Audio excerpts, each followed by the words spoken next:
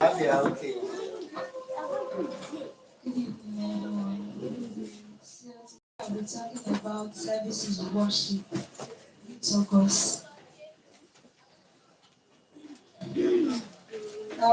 Services worship, and this aspect is looking at public servants. That service is worship. So when we talk about worship, when I say okay, there's worship, people will just think that it's all about singing, dancing, and shouting and praising the Lord. But worship carries a broader and deeper significance that is commonly recognized.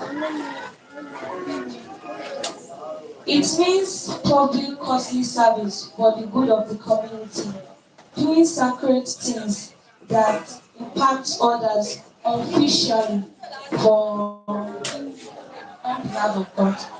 So Leitourgos appears 5 times in the New Testament, and we'll be talking about each of them. So can somebody help me open Romans 15 verse 16? Romans 15:16. And it says that I should be the minister of Jesus Christ to the Gentiles, ministering the gospel of God, that the offering of the Gentiles might be acceptable, being satisfied by the Holy Ghost. Paul describes his apostleship as priestly service. He's offering the Gentiles themselves as a sacrifice to God. This is where Leitourgos shifts into worship and oriented service, like preaching, priestly ministry, like spreading the gospel and all of that. So the second one, practical help giving is a way of worship. Let's look at Philippians 2:25. Philippians 2:25, please. And it says, yet I suppose it necessary to send to you Epaphroditus, my brother, and companion in labor, and fellow soldier, but your messenger, and he that ministered to my own. Okay, the Epaphroditus brought a financial gift for Philip, from Philip to Paul in the prison, and Paul calls an act of service, which means meeting people's need. Giving is also a sacred ministry. It is not a must you sing and dance before you know you are worshiping God. Giving is an act of worship. So I will advise us all, when you have more than enough, please give. It is a way of showing honor to God. It is a way of glorifying God. So, and it's also a way of worshiping God. Let's look at the third one. Can somebody open Hebrews 1 verse 7? That's what we're taking the third one from. Hebrews. 1 verse 7, sir. And he says that the angels, he says, who makes his angels spirits and his ministers a flame of fire. Okay. And somebody else should open Psalm 104. 104 verse what? Just Psalm 104. Psalm 104. And he says, bless the Lord, O my soul, O Lord my God, thou art very great, thou art clothed with honor and majesty. Thank you. So in Hebrews 1 verse 7, of the angels he says, he makes his angels wings and his minister a flame of fire. And here, the angels are also called liturgos. Their service is to worship and action before God's throne.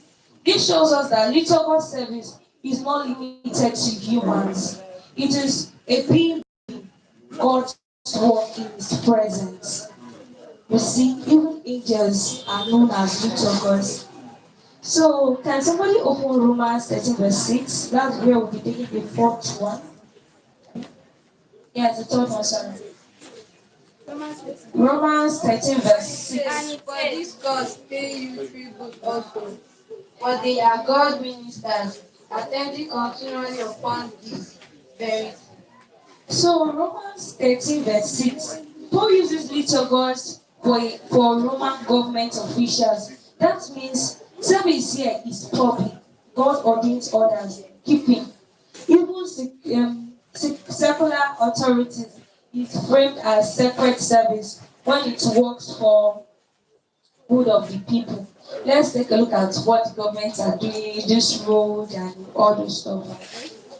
These government officials, you see it is mentioned in the Bible, they are known as Leitourgos, which means they are God ministers. As far as that you they are doing it to worship God and not for their own benefits.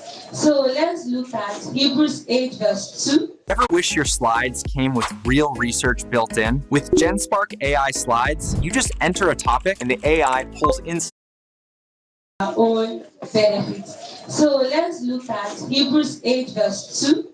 That's what we're taking the fifth one. Hebrews 8:2. And it says, a minister of the sanctuary and of the true tabernacle, which the Lord preached, and not man. Okay. Where Christ is called the Leitourgos of the heavenly sanctuary, his priestly work and ultimate service.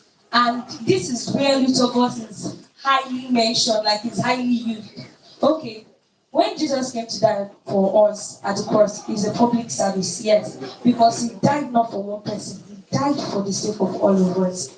I'm good. And me, like somebody like me, I cannot die on somebody's behalf. God forgive me. God has already paid it all for all of us. So that is where it is highly used. God gave his life for me, for you, for every one of us here. Public service, Leitourgos. So in summary, it is not all about singing, dancing, and clapping. Worship can be giving, mediating, paying of tax, yes. It also covers government officials, apostles, lay believers, giving help, and angels, Christ himself. Worship implies service that costs something. In this Leitourgos, it's service that costs something, either your time, your money, and everything that has to do with costing of something from your body. So, the modern version and how it applies to us. Like, let's say nurses working on night shifts. They are really trying for us. They are also known as Leitourgos. We have the teachers grading the small, small children. If that is how it was, parents will not be carrying their children and go and be putting in kindergarten. I will stay, I'll be watching your baby people. Seriously. So, Leitourgos is not all about work, but it's something that costs you something. Doing public service, being a servant of the public, doing something that benefits others, not because of yourself, not because for people to see you that you are doing it, not for you to gain more status or anything, but for God to be worshipped. Thank you very much. Wow, let's appreciate this wonderful teaching from our sister. That's beautiful. I hope you are learning something, guys. I hope you are all learning something. Are you learning something?